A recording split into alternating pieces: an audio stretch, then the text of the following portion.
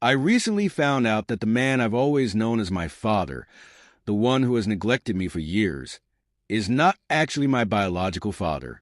This discovery came to light in an unexpected and painful way.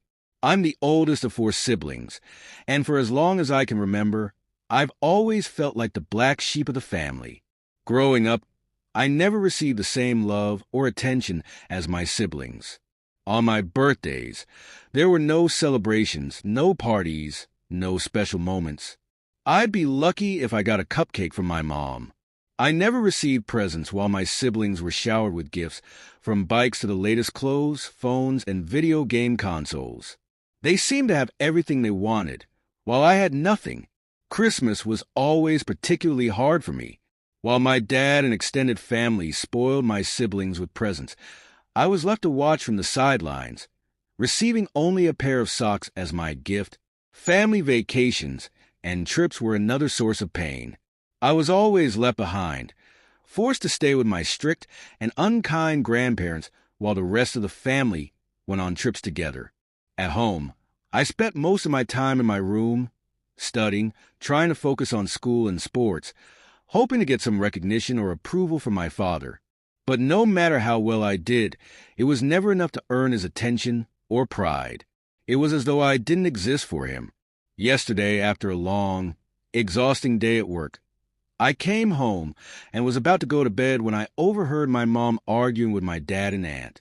They were discussing me, and I could hear my aunt saying that I should be more grateful to my father. That caught my attention, and I stood in the doorway listening. When they saw me, they immediately stopped talking. But I couldn't just ignore it, so I asked them why I should be grateful for the neglect I had experienced. Why should I be thankful for being treated like I didn't matter, while my siblings were adored and spoiled? My aunt, who has always been distant and cold toward me, shouted at me, calling me a bastard. I was stunned, not knowing what to say. I confronted her and asked her to repeat what she had said. My dad quickly intervened, but I refused to let it go. I needed answers. So I asked again, demanding to know why I should feel grateful for being abandoned while my siblings were pampered. After a long silence, my aunt bluntly said, "You're not even his son." My heart sank. I was completely blindsided. I turned to my dad, asking if it was true. He didn't deny it. He just looked at me and apologized, saying he didn't know what to say.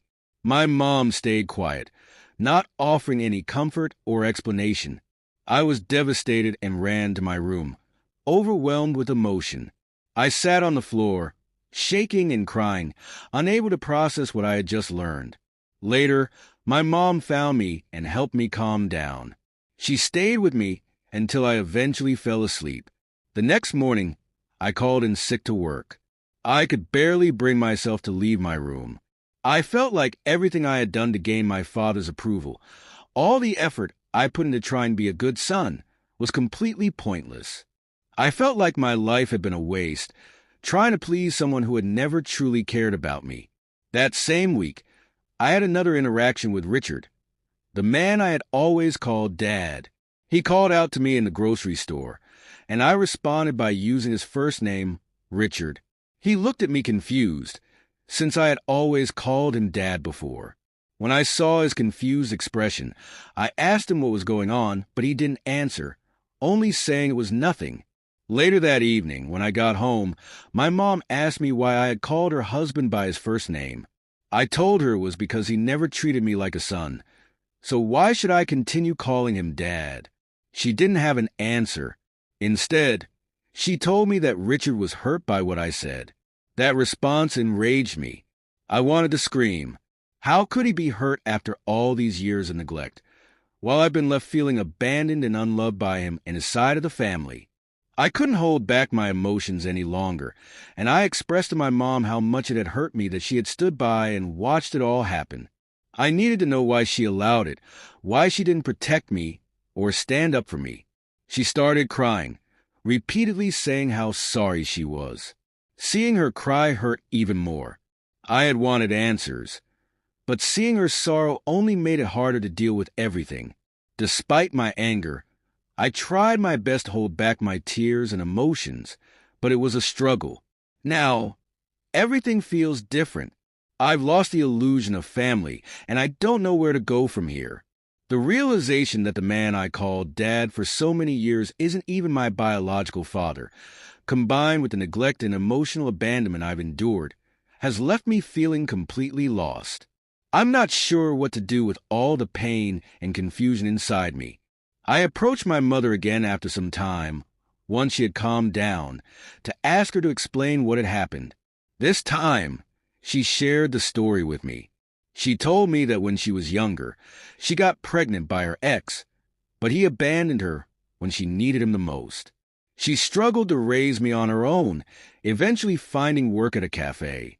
There, she met Richard, a regular customer. They struck up a friendship, and eventually, Richard asked her out.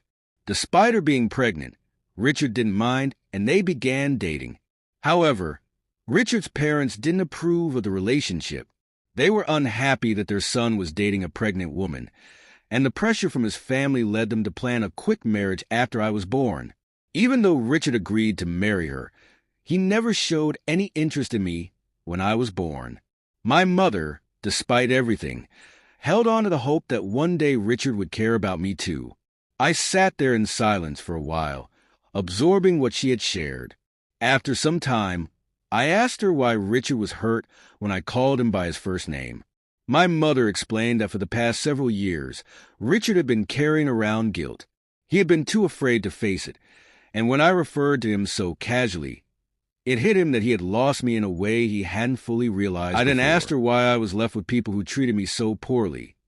People who abused me both mentally and physically, while she and Richard went off on trips and vacations.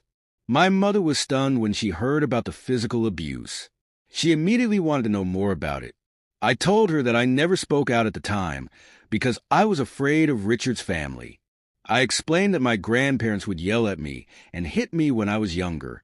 My aunt never treated me kindly, only talking to me when she needed something, otherwise ignoring me. I even told her about a time when I was 14. My father took the family on a trip to Croatia for 2 days, leaving me with his older brother. I went to the store for him, and when I returned, he locked me out of the house. I was left there crying until he was done with dinner, and then he finally let me back in. After hearing everything, my mother broke down in tears.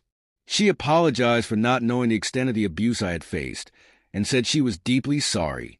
She admitted she knew that Richard's family didn't like me, but she never realized how far their hatred had gone. She said it hurt her to hear what I had gone through.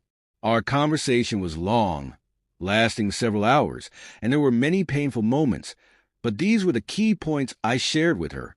Afterwards, I went to my room to try and process everything. I needed some time to clear my head. About an hour later, someone knocked on my door. When I opened it, it was Richard. This was the first time in as long as I could remember that he entered my room. He looked around, his eyes scanning the shelf where I kept all my school and sports awards. When he saw the medals from track and field and football, he seemed both surprised and saddened. He stopped when he noticed the small man of the match award. He picked it up and held it for a while, and I could see his eyes starting to well up. He gently placed it back and sat on my bed. For a long time, neither of us said anything. I finally broke the silence and asked him if my mother had told him everything we had talked about. He nodded slightly, still tearing up. I asked him if he was aware of how I had always viewed him, and he nodded again, quietly admitting that he was. Then I asked him if he understood the extent of the mistreatment I had endured from our family. He looked me in the eye and asked if it was really true.